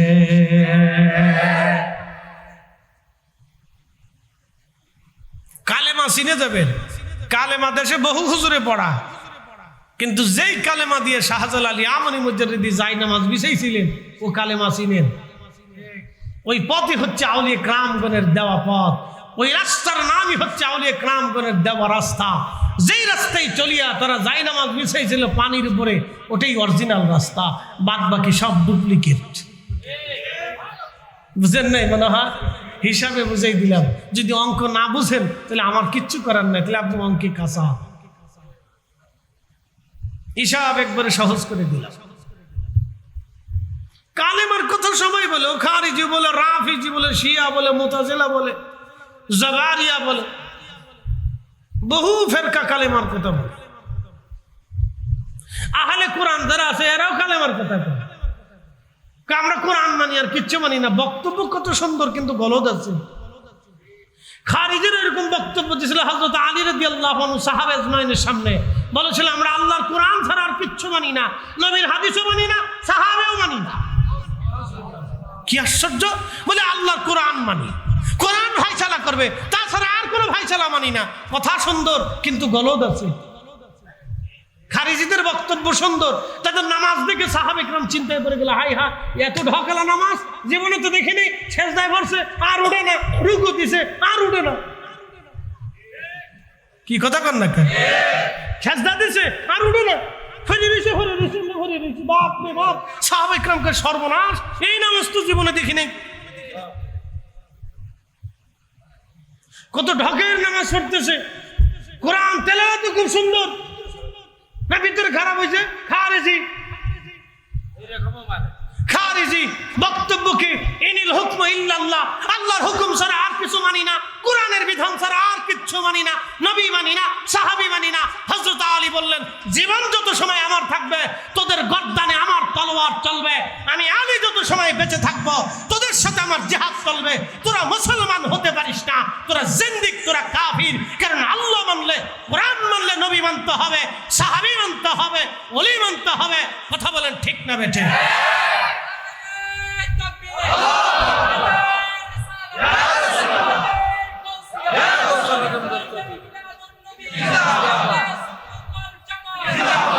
এখন একদল আছে এরকম বক্তব্য খুব সুন্দর, কথা বলবে ঠাস ঠাস ঠাস ঠাস ঠাস ঠাস করে কথা বলবে, মনে হবে বাপরে বাপ, এর চেয়ে বুজুর্গ দুনিয়াতে নেই। খুব সাবধান, কিন্তু খুব সাবধান। আমি বলছি, যেই মানে যেই কালেমা শাহজালাল ইয়ামানি যাই নামাজ বিছিয়েছিল পানির উপরে, ওটা অরিজিনাল। আমার সূত্র যদি ভুল হয় তো বলবেন যে ফরিদ হুজুর সূত্রে ভুল হচ্ছে, যদি আমারটা ভুল হয় তো সহি করে দেন। কোনো বাপের বেটা যদি থাকে আহলে সুন্নাত ওয়াল জামাত ছাড়া, আকীদা ছাড়া, যদি কোনো বাপের বেটা থাকে পানির উপরে জায়নামাজ বিছাইতে পারে, আর জায়নামাজ বিছাইয়া পানির উপরে নামাজ পড়তে পারে, আল্লাহর কসম করে বলি, ঘড়ি বাদ দিয়ে হাতে চুরি পরে থাকবো, ঘড়ি বাদ দিয়ে হাতে চুরি পরবো, কানের ভিতরে মহিলাদের দুল পরে থাকবো, আল্লাহি ও বিল্লাহি তাল্লাহি ও আসমান ওয়ালার কসম করি, তো এ জমিন ওয়ালার কসম করি, ও হায়াত ও মৃত্যু দেন ওয়ালার কসম করি, আকাইদা আহলে সুন্নাত ওয়াল জামাতের আকীদা ছাড়া কোনো মা ওলির জন্ম দিতে পারে নাই, কোনো মা পারে নাই, পৃথিবীতে কোনো মা পারে নাই। হিসাব সহজ, মানে আপনি বুঝ পাতা বুঝলে বুঝ পাতা হয় তেজপাতা, যান বিড়ি বানায় টানেন, অসুবিধা নেই। তেজপাতার বিড়ি খাইছেন নি আপনারা? খান নাই? ছোটকালে মা আমারে খাওয়াইতো, কি লেগে খাওয়াইতো জানেন? যাদের কাশি হয়, কাশি, তেজপাতা সুন্দর করে একবার মুছরাইয়া একটু আগুন ধরে টান যদি গলা গিলতে পারেন তো কাশির কিছু নিরাময় হয়। এই ওষুধ জানেন না মনে হয়, আজকে শিখেই দিয়ে গেলাম।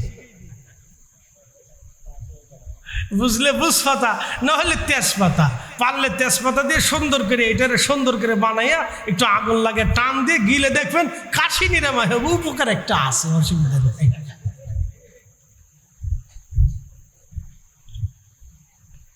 প্রিয় উপস্থিতি, এই জন্য ইমান বড় জিনিস। তাহলে বুনিয়াল ইসলাম আলা খামসিন শাহাদা, ইসলামের ব্যানার, প্রথম ব্যানার নাম হচ্ছে ইমান, তারপরে সালাত, এরপরে যাকাত, হজ, সাম, নামাজ, রোজা, হজ, যাকাতগুলি আপনাকে ঠিক মতো এরপরেই আদায় করতে হবে। যদি না করেন তাহলে বুঝতে হবে আপনি পরিপূর্ণ হতে পারেন নাই। ওই যে প্রশ্ন, আপনি জবাব দিতে পারবেন না,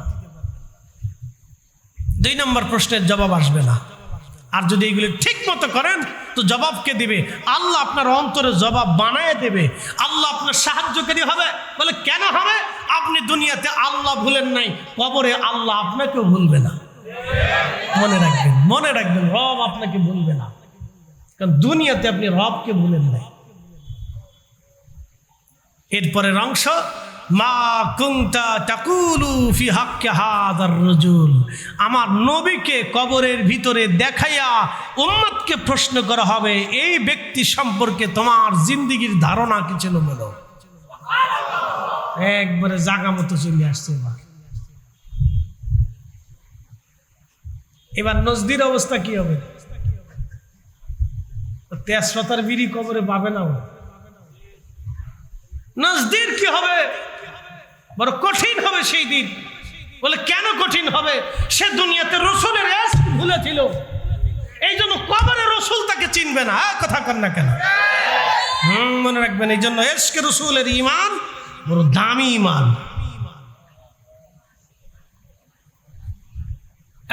আনোয়ারাবাসী ভালো করে শুনে যাবেন, কবরের ভিতরে 3 নম্বর প্রশ্ন আমার নবীকে দেখায় বলা হবে, এ আল্লাহর বান্দা, এই ব্যক্তি সম্পর্কে তোমার জীবনের ধারণা কি ছিল, বিশ্বাস কি ছিল, তুমি বলো। যদি দুনিয়াতে আপনি নবীর গোলামি করতে পারেন, ইশকে রসুলে আপনার কলিজাকে যদি জানিয়ে দিতে পারেন, নবীর সুন্নতে নিজের জিন্দেগি যদি রাঙ্গাইতে পারেন, ওই কবরে রসুল আপনাকে ভুলবে না। ওই কবরে নবী আপনাকে ভুলবে না, ওই কবরে আপনার রব আপনাকে ভুলবে না। বলে কেন ভুলবে না? দুনিয়াতে তুমি আমার নবী ভুলো নাই, কবরেও আমি আল্লাহ তোমাকে ভুলবো না, আমার রসুলও তোমাকে ভুলবে না। এই জন্য দুনিয়ার সব মানুষ পর হয়ে যাবে, কোটি কোটি মানুষ আপনার ডানে বামে থাকবে কবরের আশেপাশে, তাও কাজ হবে না। আত্মীয় স্বজন যাই বলেন না কেন, কবরে কেউ নাই। কবরে দুইজন, রব্বুল আলামিন আর রাহমাতুল লিল আলামিন। রব্বুল আলামিন আর রাহমাতুল লিল আলামিন, ওই কবরে দুইজন আপনার আপন হবে। রব্বুল আলামিন আর রাহমাতুল লিল আলামিন, রব্বুল আলামিন আর রাহমাতুল লিল আলামিন। গোলামি করলে এই দুইজনের গোলামি করতে হবে, ভালোবাসলে দুইজনকে ভালোবাসতে হবে, মানতে হলে এই দুইজনকে মানতে হবে, জীবন দিলেই দুইজনের জন্য জীবন দিতে হবে, দল করলে দুইজনের দল করতে হবে, মত মানলে আমার নবীর মত মানতে হবে, পক্ষ নিলে আমার রসুলের পক্ষ নিতে হবে। কথা বলেন ঠিক না বেঠে? কবর কবর কবর কবর। প্রিয় উপস্থিতি হাজিরিন, দুনিয়াতে আমার রসুল মেনে যান, এসকে রসুল দিয়ে আপনার ইমানকে নুরানি বানায় দেন, নুরানি বানিয়ে দেন, নুরানি বানিয়ে দেন।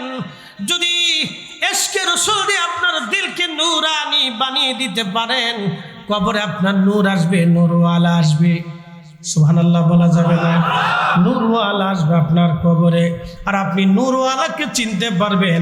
আর যদি এশকে রসুল দিয়ে আপনার দিল ইমানকে নূরানি না বানাইতে পারেন, নূরওয়ালা আপনার কবরে আপনি চিনবেন না, নূরওয়ালা চিনবেন না, নূরওয়ালা চিনবেন না।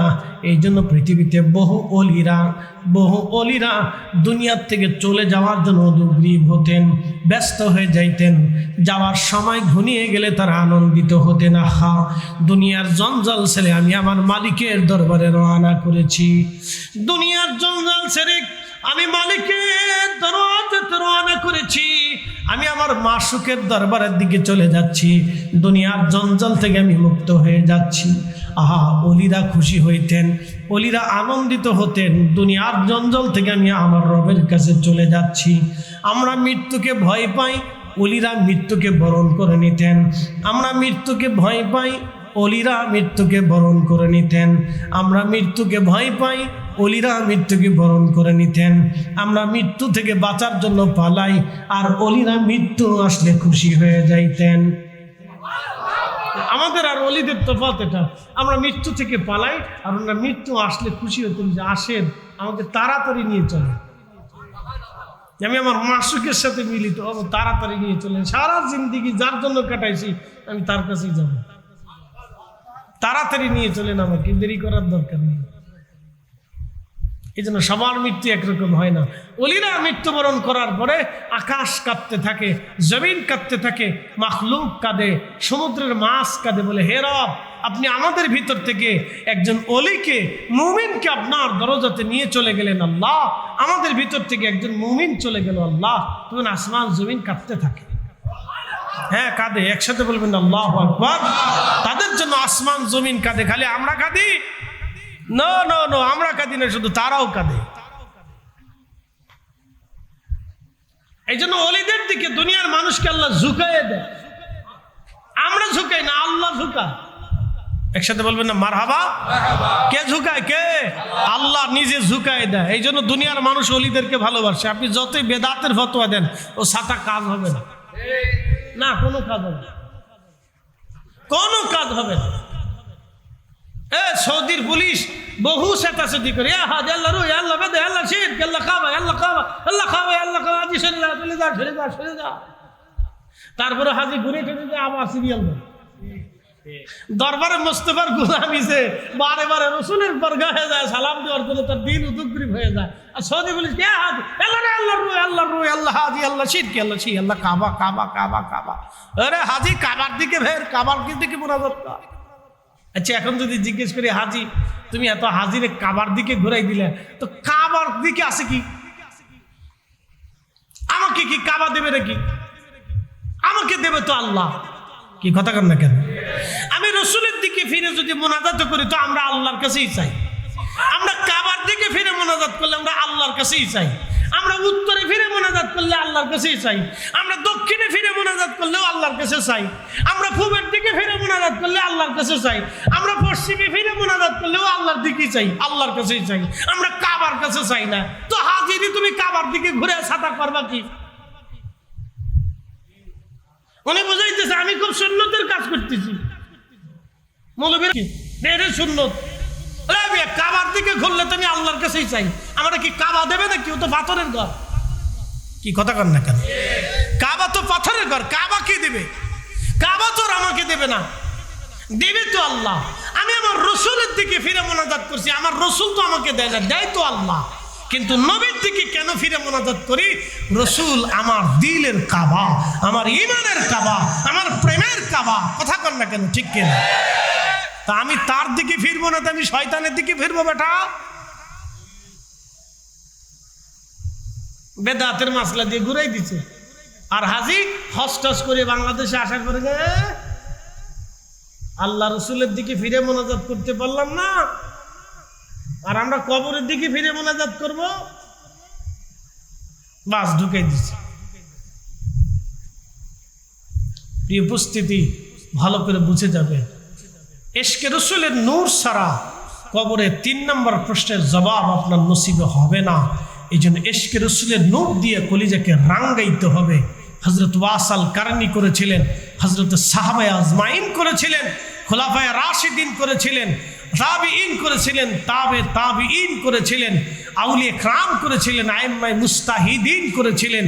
আরে ইমাম হযরতে মালিক ইবনে আনাস রাদিয়াল্লাহু আনহু ইশকে রাসূলের নূর দিয়ে দিলকে এমন ভাবে রাঙিয়েছিলেন যে ৮০ বছরের জীবনে কোনোদিন মদিনার হাউদের ভিতরে একটা দিনের জন্য জুতা পরেন নাই, থুতু নিক্ষেপ করেন নাই, পায়খানা পেশাব পর্যন্ত ছাড়েন নাই। একসাথে বলবেন না মারহাবা? হ্যাঁ, বুঝে যান। বলে দলিল কি? বলে কোনো দলিল নাই। উসুল কি? কোনো উসুল নাই। কি উসুলে? বলে এক উসুলে। বলে কোন দলিলে? বলে এক দলিলে। ইমাম মালিক ইবনে আনাসের কাছে জিজ্ঞেস করো, ইমাম কোন দলিলে আপনি জুতা স্যান্ডেল পরেন না, পায়খানা পেশাব করেন না? আপনার নিজের উপরে একবার অবধারিত করে নিলেন, একবারে ফরজ করে নিলেন যে ভুলেও জুতা পরেন না, ভুলেও থুতু ফেলেন না, ভুলেও পায়খানা পেশাব করেন না। আপনার জিন্দেগিতে আপনি বাধ্যতামূলক করে নিলেন, ফরজ করে নিলেন। যাহা কেউ করলো না আপনি নিজে করলেন, সাহাবী করলো না আপনি নিজে করলেন। বলে কোন দলিলে করলেন? বলে দলিল আমার একটাই, যেই মাটির নিচে রাহমাতুল লিল আলামিন ঘুমায় থাকে, আমি ইমাম মালিক ইবনে আনাস সেই মাটির উপরে জুতা পরতে সাহস পাই না, থুতু নিক্ষেপ করতে পারি না, পায়খানা পেশাব ছাড়তে পারি না। আমি ইমাম মালিক ইবনে আনাসের জন্য এটা বড় চরম বেয়াদবি। একসাথে বলবেন না মারহাবা? ইশকে রাসূল, ইশকে নবী বেজার হন নাই, আল্লাহ বেজার হন নাই যে এত বড় বেদাত করতেছে। আল্লাহ বেজার হন নাই, আমার রসুল বেজার হন নাই। বলে কে বেজার হলো, কে খুশি হলো? রাহমাতুল লিল আলামিন খুশি হইয়া একবারে ৮০ বারের উপরে, দুঃখিত ১০০ বারের মতো কিতাবে আসছে, কতবার হয়েছে জানি না, ১০০ বারের মতো আল্লাহর নবী স্বপ্নে এসে ইমাম মালিকের সাথে কথা বলে গেছে। একসাথে বলবেন না আল্লাহু আকবার? না, জোরে জোরে জোরে বলেন। কতবার? জোরে বলেন কতবার? ১০০ বার এসে কথা বলে গেছে, কথা বলে গেছে, গল্প করে গেছে। ইশকে রাসূল। আর আমরা একটু যদি দেখাই তো ওই যে সব বেদাতির দল, আপনার বেদাতের ছাতার ফতোয়া আমাদের কিচ্ছু যায় আসে না।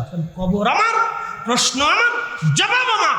আপনি কি বলবেন ও ছাতা দেখার সময় আমাদের নাই। কথা বলে আপনি কি বলবেন এগুলি দেখার সময় নেই আমার। খবর আমার, প্রশ্ন আমার, জবাব আমার, আমাকে দিতে হবে। অতএব আমার কলিজার ভিতরে রসুলকে গেঁথে নিয়ে কবরে যেতে হবে। কথা বলেন ঠিক কিনা? এই কথা মনে রাখবেন, সারা জিন্দেগি মনে রাখবেন, সারা জীবন মনে রাখবেন এই কথা। আহা, সাহাবে আজমাইনের জিন্দেগি বললে রাতের পর রাত চলে যাবে। কবর কত কঠিন হবে, জিন্দেগির কত কঠিন হবে সেই রাত, কত মারাত্মক হবে সেই রজনীটা, প্রথম রজনী কবরের। আপনার কত ভয়াবহ হবে সেই দিন, কেউ আপনার আপন হবে না। কেউ আপন হবে না। কি আপন হবে? রাহমাতুল্লিল আলামিন। আহা, তিনি আসবে রাহমাতুল্লিল আলামিন। উনি ছাড়া কেউ নাই। না, উনি ছাড়া কেউ নাই। আবার বলি না, উনি ছাড়া কেউ নাই।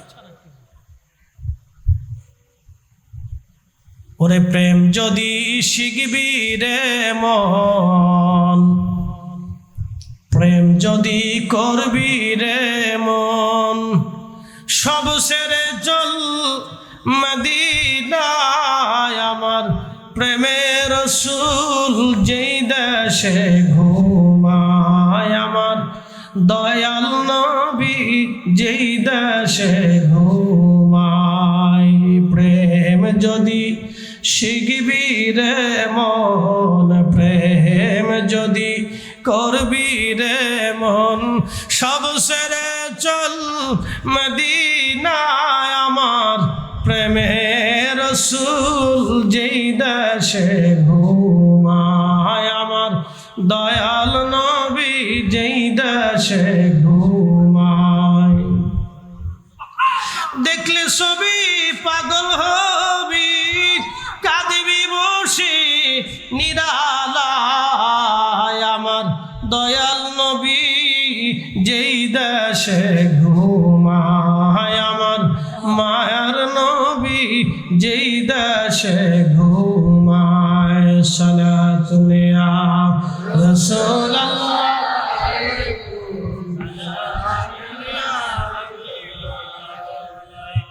সালাতুন ইয়া রাসূলুল্লাহ,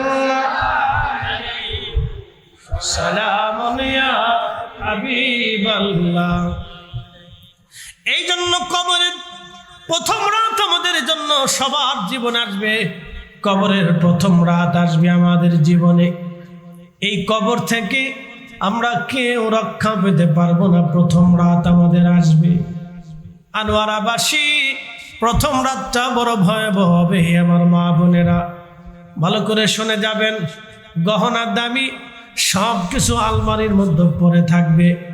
আপনার হাতের গহনাগুলি খুলে খুলে রেখে দেওয়া হবে। আপনার শরীরের গহনাপত্র দামি কাপড়গুলি খুলে খুলে রেখে দেওয়া হবে। এ যুবক, আপনার হাতের দামি ঘড়ি খুলে রেখে দেওয়া হবে।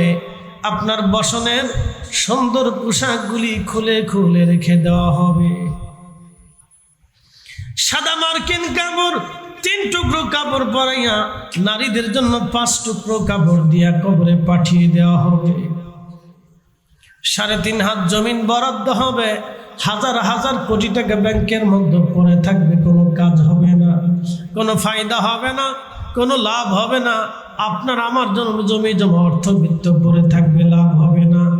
আল্লাহ নবী বললেন, তুমি যেটা খাও এটা তোমার, তুমি যেটা পরনে পরো এটাও তোমার, তুমি যেটা আল্লাহর পথে ব্যয় করে আসো এটাও তোমার। বাদ বাকি দুনিয়াতে যা রেখে আসো এখানে তোমার আর কোনো হাত নাই, তোমার আর কিছু নাই। সব কিছু ওয়ারিসটা ভাগ বাটোয়ারা করে নিয়ে যাবে। এই জন্য কবরের প্রথম রাত আমাদের আসবে, কবরের প্রথম রজনী আমাদের আসবে, কবরের দিন আমাদের আসবে। ওই কবর আমাদের একদিন অবশ্যই আমাদের মাঝে চলে আসবে। প্রিয় আনোয়ারাবাসী, ওই কবর আসার আগে কবরের সামানা জোগাড় করা লাগবে। ওই কবর আসার আগে কবরের জন্য আমাদের কিছু নিয়ামত আমল ঈমান নিয়ে চলে যেতে হবে। আল্লাহ বলেন, আল্লাযীনা আমানু ওয়া কানু ইয়াত্তাকুন, যারা ঈমান নিয়া এবং মুত্তাকি হইয়া আমি রবের দরবারে চলে আসে, লাহুমুল বুশরা ফিদ দুনিয়া, দুনিয়াতে তার জন্য একটা সুসংবাদ থাকবে। ওয়া ফিল আখিরা, আখিরাতেও তার জন্য বিরাট বড় সুসংবাদ থাকবে। এই জন্য দুনিয়া বড় মিথ্যা, দুনিয়া বড় ধোঁকা, দুনিয়া বড় ধোঁকার জায়গা, দুনিয়াটা বড় ধোঁকার জায়গা। দুনিয়া আপনাকে ধোঁকা দিতে থাকবে, দুনিয়া আপনাকে ধোঁকা দিবে, ধোঁকা। আপনি দুনিয়াতে আসার সময় একেবারে শক্তিহীন, বস্ত্রহীন ছিলেন, ক্ষমতাহীন ছিলেন, আপনার কিছুই ছিল না। ভাগ্যের উপর আপনাকে ছেড়ে দেওয়া হলো। আপনি আমি আগামীর মুহূর্তে কি ভাগ্যে আসবে আমরা তাও জানি না, এটাও ভাগ্যের উপরে ছেড়ে দেওয়া হলো। আপনি দুনিয়াতে থাকবেন কি থাকবেন না আমাদের কারোই তো জানা নাই। আগামীকাল আপনি কি খাবেন, কোথায় থাকবেন, কোন জায়গায় ঘুমাবেন, তাও আমাদের জানা নাই। আপনার এই জমি থাকবে কিনা, না কবরে চলে যাবেন, আমাদের তাও জানা নাই। আমরা আমাদের কিছুই জানি না। সব ভাগ্যের উপরে, আল্লাহর উপরে আমরা ছেড়ে দিয়ে পথ চলতেছি। দুনিয়া থেকে কবরে যাওয়ার সময় আমি আপনি একা একা, বড় একা। ওই কবরে আপন কেউ নাই, বন্ধু কেউ নাই, ওই কবরে প্রিয়জন কেউ নাই। যিনি প্রিয় হবে তিনি রাহমাতুল লিল আলামিন, যিনি আপন হবে তিনি রাহমাতুল লিল আলামিন, যিনি আপনার মহব্বতে আপন হবে তিনি রব্বুল আলামিন। আল্লাহ রাব্বুল আলামিন, আমার নবী রাহমাতুল লিল আলামিন, এই দুইজনকে যদি খুশি করে যেতে পারি, কবর উজালা হয়ে যাবে। আল্লাহ কবর জান্নাতের বাগান বানাবে, রাউযাতুম মিন রিয়াজিল জান্নাহ আল্লাহ বানায় দিবে। আল কবরু রাউযাতুম মিন রিয়াজিল জান্নাহ, কোন কোন কবর আল্লাহ রওজা বানায় দিবে। আল কবরু হুফরাতুম মিন হুফারিন নার, কোন কোন কবরটাকে আল্লাহ জাহান্নামের টুকরা বানায় দিবে। এই জন্য কবরটাকে যদি জান্নাতের বাগান বানাইতে চান, ইমানে আমলে, ইমানে আমলে, ইমানে আমলের দৌলত নিয়ে কবরে যাওয়া বুদ্ধিমানের কাজ। ইমান আমলের দৌলত নিয়ে কবরে যাওয়া বুদ্ধিমানের কাজ। ইমান ও আমলের দৌলত নিয়ে কবরে চলে যান বন্ধু, ইমান ও আমলের দৌলত নিয়ে কবরে চলে যান। ইমান ও আমলের দৌলত নিয়ে কবরে চলে যান। যেই দৌলতে হুজুর গাউসে পাক ঘুমিয়ে গেছেন, যে দৌলতে অসংখ্য ওলিরা ঘুমিয়েছেন, যে দৌলতে 12 আউলিয়া 360 আউলিয়া ঘুমিয়ে গেছেন, যে দৌলতে আশিকে রসুলগান ঘুমাইছেন, যে দৌলতে ওলামা ফুদালাগান কবরে ঘুমায় গেছেন, যেই দৌলতে কোটি কোটি আশিকে রসুলগান কবরে ঘুমায় গেছেন, যেই দৌলতে হযরতে আশিক রসুল বেলাল রাদিয়াল্লাহু আনহু ঘুমায় গেছেন, যেই দৌলতে হযরত ওয়াসাল কারনি ঘুমাইলেন, অথচ ওয়াসাল কারনি আমাদের একটা অঞ্চলে কর্ণে ঘুমিয়ে গেছেন। তার জীবনের কোনো কৃতিত্ব দুনিয়ার মানুষ দেখে নাই, একটা বই লেখে নাই, কিতাব লেখে নাই। হযরত ওয়াসাল কারনির জিন্দেগিতে এমন কোন রাজত্ব রাষ্ট্র কিছুই তিনি দেখেন নাই, কিছু তার নাই। কিন্তু তিনি এমন একটা নিয়ামত নিয়ে কবরে চলে গেলেন।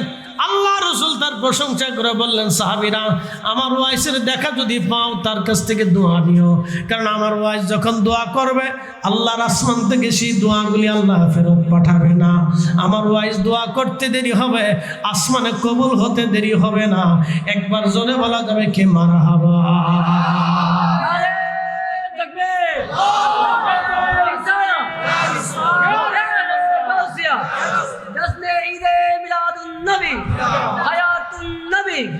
कमली वाला नबी, नूर वाला नूर नबी, ए सब्ज गंबद